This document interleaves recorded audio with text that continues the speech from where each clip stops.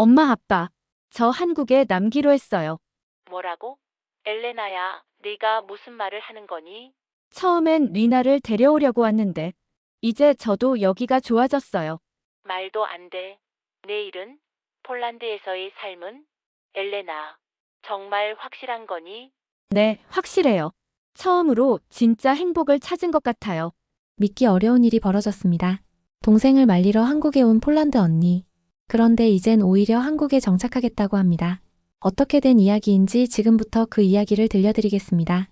폴란드 바르샤바에서 온 엘레나, 올해 32살인 그녀는 국제거래 법률 전문가로 일하는 똑똑하고 현실적인 여성이었습니다.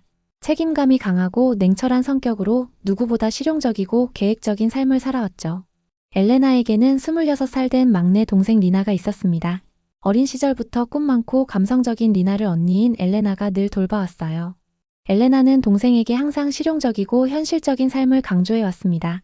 그런데 어느 날 리나가 한국 드라마와 케이팝에 깊이 빠졌다는 소식을 듣게 되었어요.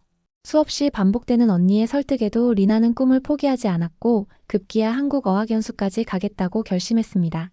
언니, 나 정말 가고 싶어. 리나야, 이게 네가 꿈꾸던 그 이상일까?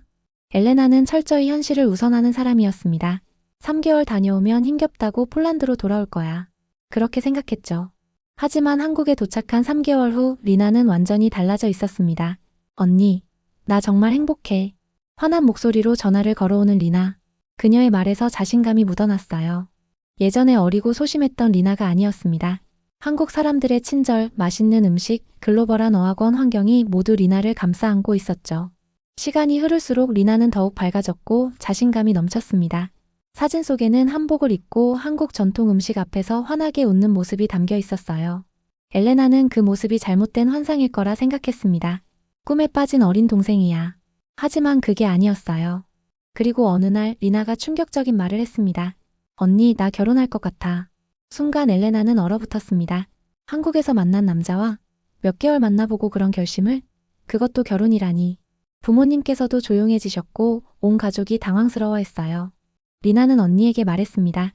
지훈 씨는 내가 아플 때 밤새 병원에 있어줬어. 나를 위해 인터넷에서 폴란드 음식을 찾아 직접 만들어 주었고, 그 말을 들은 엘레나는 머리가 복잡해졌습니다. 설마 그저 드라마 속 주인공처럼만 행동한 건 아닐 텐데. 며칠 뒤 어머니께서 엘레나에게 간청하셨어요. 엘레나야, 직접 한국 가서 확인해 줄 수 있겠니?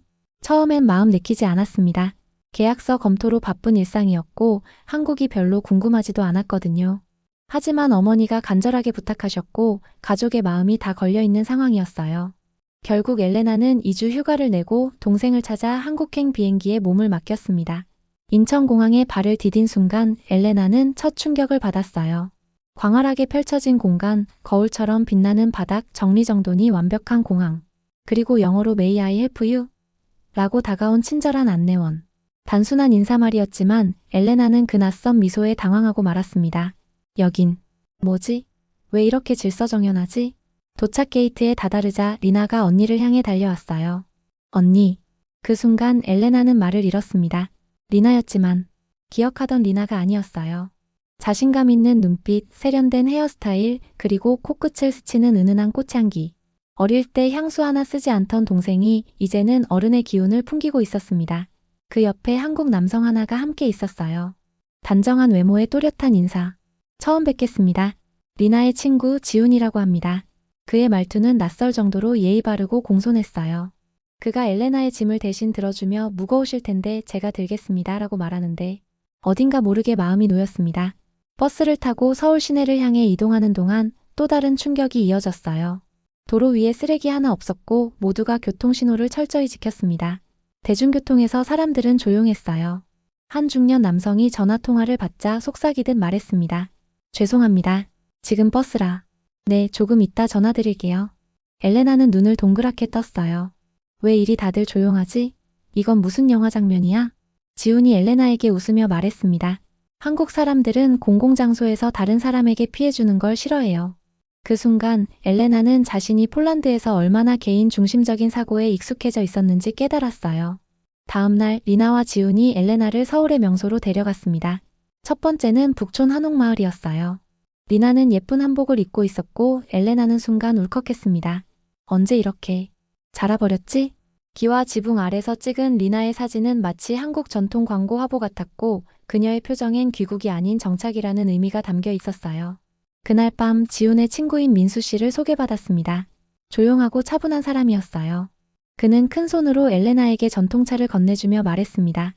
엘레나 씨, 긴 여정이셨을 텐데 따뜻한 차 한 잔 어떠세요? 그 한 잔의 온기 속에서 엘레나는 처음으로 한국의 사람 냄새를 느꼈어요. 리나가 급체로 고생한 날이 있었습니다. 밤 11시 갑작스러운 복통. 엘레나는 당황했지만 지훈은 믿을 수 없을 만큼 침착했어요. 병원에 도착해서 모든 등록을 알아서 해주고 통역까지 척척 해내며 의사 선생님과 대화하는 모습에 엘레나는 충격을 받았습니다. 무엇보다 인상 깊었던 건 한국 병원의 시스템이었어요. 신속한 진료, 친절한 간호사, 깔끔한 병실, 그리고 저렴한 비용. 이게 가능해? 엘레나의 혼잣말에 지훈은 웃으며 말했습니다. 한국은 의료보험이 잘 되어 있어서 외국인도 쉽게 이용할 수 있어요. 한국에서의 나날은 그렇게 이해의 시간으로 채워졌어요. 경복궁의 장엄함, 동대문 시장의 활기, 인사동의 고요함, 그리고 사람들 하나하나의 따뜻함이 엘레나를 변화시켰습니다. 가장 인상 깊었던 날은 한강공원을 걸을 때였어요. 민수 씨가 조심스럽게 엘레나에게 물었습니다. 엘레나 씨, 혹시 한국에서 새롭게 시작해볼 생각은 없으세요? 처음엔 웃어넘기려 했어요. 하지만 그 질문은 엘레나의 마음에 작은 돌을 던졌고 그 파장은 그날 밤 내내 잠을 설치게 만들었습니다. 그는 말했어요. 가끔 계획 없는 일들이 삶을 더 아름답게 만들기도 해요. 특히 그게 진짜 내 마음을 울리는 일이면 더더욱요.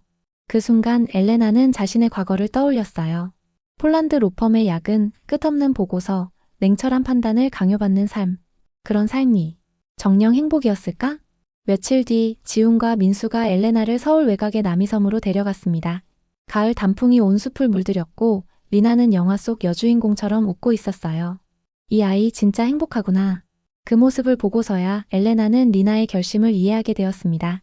그리고 마음 한편에 나도 이 땅에 남고 싶다는 감정이 피어오르고 있었어요. 서울에서의 이주는 엘레나에게 어떤 결심을 품게 했습니다. 처음엔 그저 동생을 데려오겠다는 미션이었죠. 하지만 매일 아침 창밖에 스며드는 햇살, 고요한 대중교통, 그리고 사람들이 보여준 작은 친절 하나하나가 마음을 무장해제시켰어요. 어느 날 뜻밖의 일이 있었습니다. 민수 씨와 함께 명동거리를 걷고 있을 때였어요. 오른쪽 골목에서 비닐봉지를 양손 가득 든 할머니 한 분이 발을 헛디뎌 넘어지셨고 주변 사람들이 일제히 달려가 도왔습니다. 민수 씨도 그중 하나였어요. 할머니 괜찮으세요? 어디 다치신 곳은 없으세요? 그는 조심스럽게 손을 내밀고 흩어진 물건을 하나하나 주워 담으며 할머니께 말했습니다. 따뜻한 곳까지 모셔다 드릴게요. 괜찮으시다면 택시도 잡아드릴게요. 그 모습을 보며 엘레나는 눈시울이 뜨거워졌어요. 폴란드에서는 보기 어려운 장면이었거든요. 이런 따뜻함이 이 나라에 있는 거였구나. 그날 밤 리나가 말했습니다. 언니 이제 어떻게 할 거야? 엘레나는 한참을 말없이 창밖을 바라봤어요. 솔직히 나도 모르겠어. 리나는 조용히 언니의 손을 잡으며 말했습니다. 언니 평생 날 지켜주고 보호해줬잖아. 하지만 이번엔 언니가 자신을 위한 선택을 해도 된다고 생각해. 언니 행복한 모습 나 처음 봤어. 서울에서 말이야. 그 말은 가슴 깊이 파고들었어요. 나를 위한 선택? 며칠 뒤 민수 씨가 엘레나를 조용히 불렀습니다. 엘레나 씨, 오늘 저희 어머니가 저녁 식사를 같이 하자고 하시네요.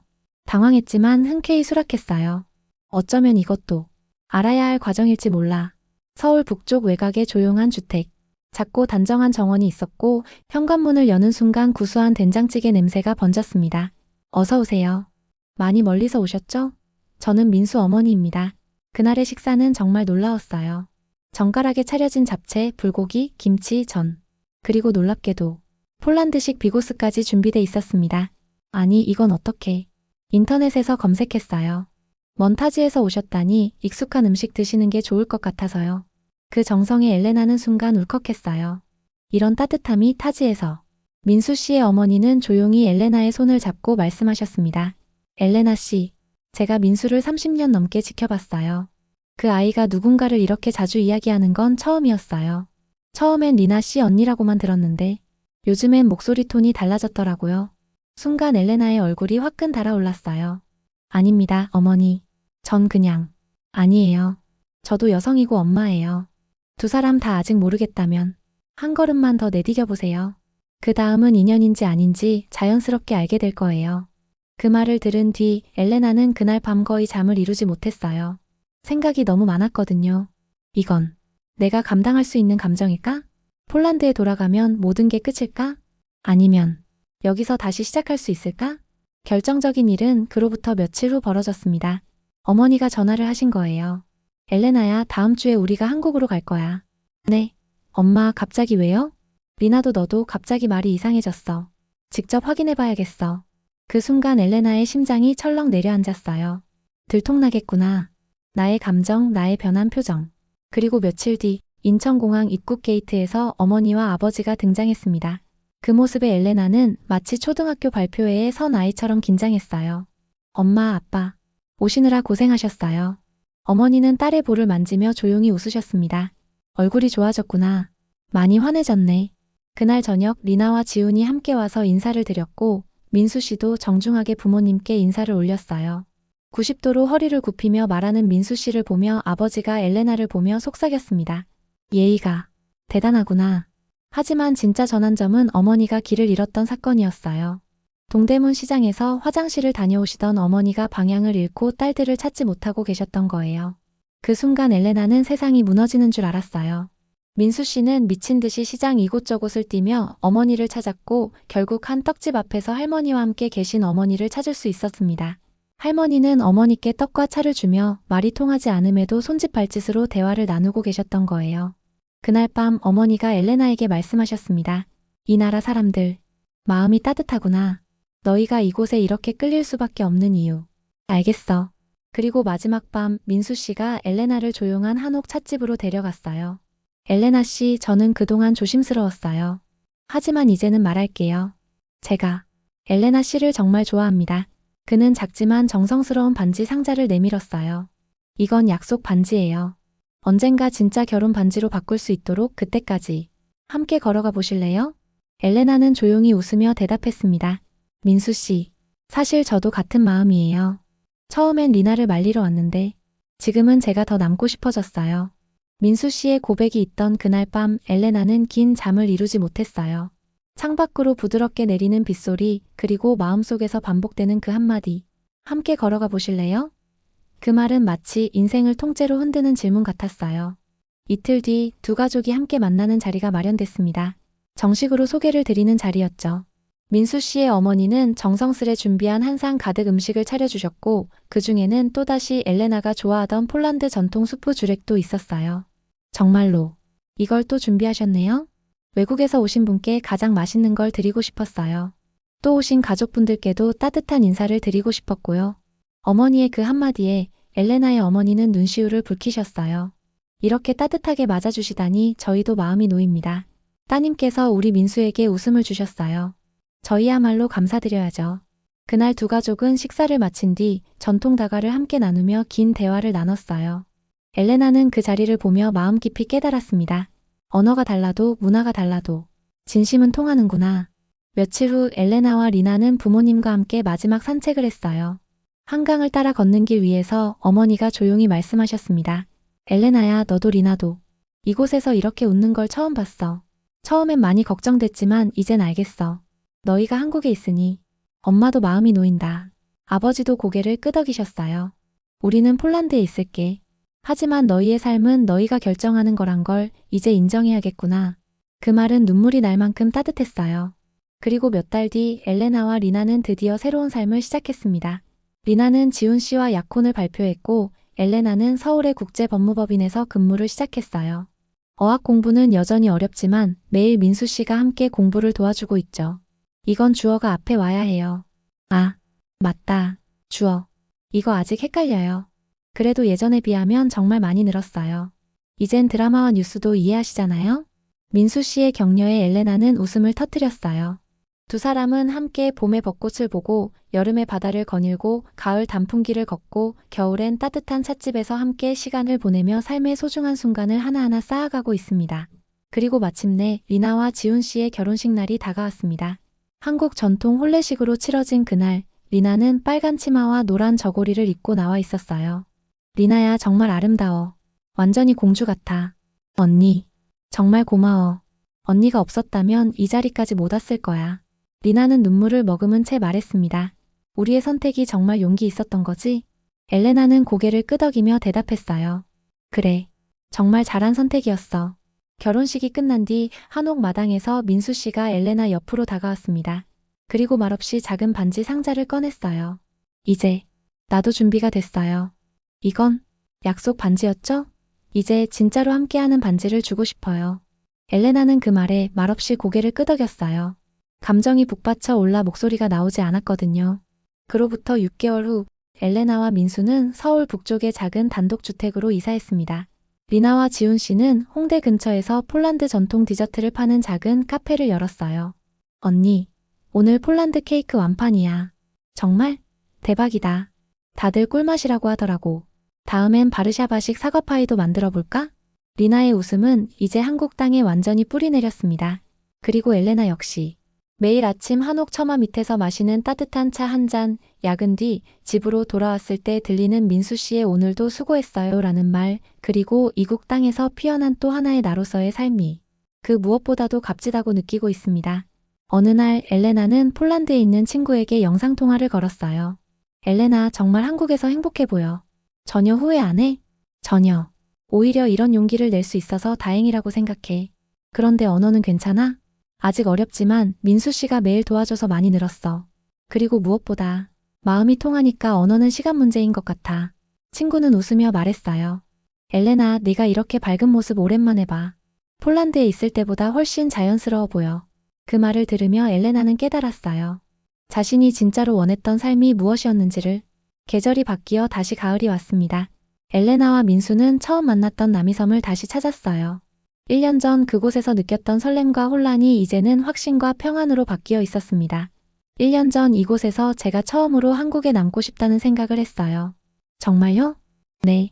그때는 그 감정이 뭔지 몰랐는데 지금 생각해보니 이곳이 제 마음의 고향이 되는 순간이었던 것 같아요. 민수는 엘레나의 손을 꼭 잡으며 말했어요. 저도 그날을 기억해요. 엘레나 씨가 단풍을 보며 웃는 모습이 너무 아름다워서 그때부터 마음이 움직였던 것 같아요. 두 사람은 단풍길을 걸으며 지난 1년을 되돌아봤어요.